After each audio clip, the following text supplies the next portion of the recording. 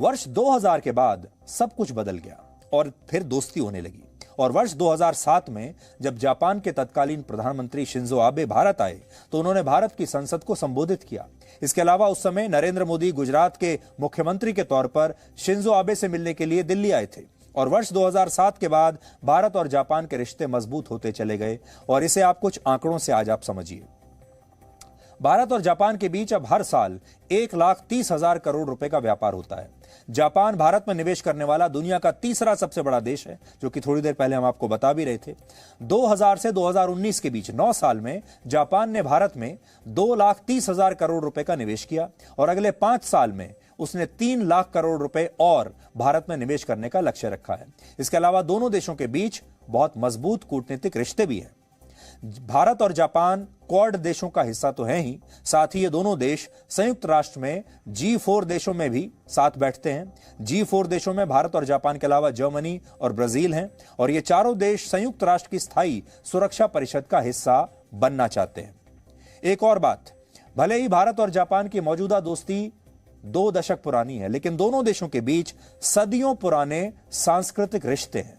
और आपको शायद पता नहीं होगा कि जापान में जिन 7 देवी देवताओं को 7 गॉड्स ऑफ फॉर्च्यून माना गया है, उनमें से 4 देवी देवताओं का संबंध भारत से है, जिसका जिक्र आज प्रधानमंत्री मोदी ने भी किया। इनमें बेंजाई तेन को देवी सरस्वती का रूप माना गया है, बिश्मोन को कुबेर का रूप, दाय कोकुटेन को भगवान शिव और किचिजोटन को लक्ष्मी का रूप माना गया है।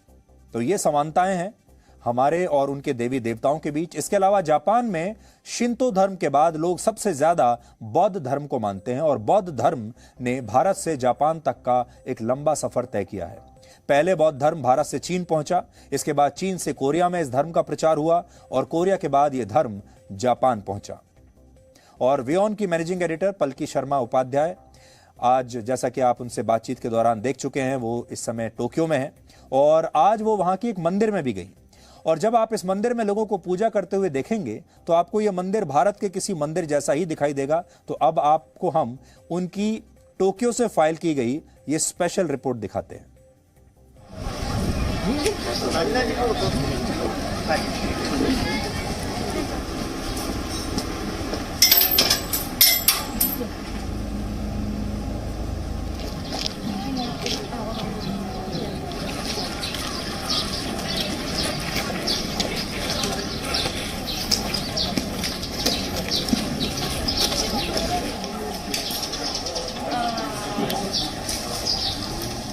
इस वक्त हम टोक्यो में स्थित एक बुद्ध मंदिर में हैं, पर अंदर जो मूर्ति है वो एक देवी की है और ये हिंदू धर्म से प्रेरित है। इनका नाम है बेंटेन।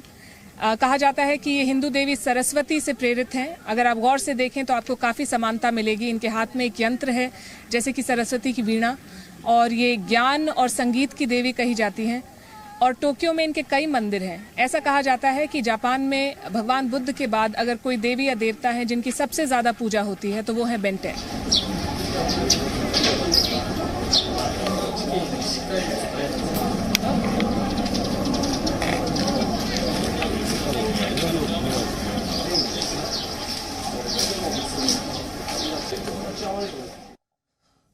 तो आज हमने आपको जापान के मंदिरों के भी दर्शन करा दिए, उनके देवी देवताओं को भी दर्शन करा दिए। Presenting B News app available on Google Play and App Store. Download it now.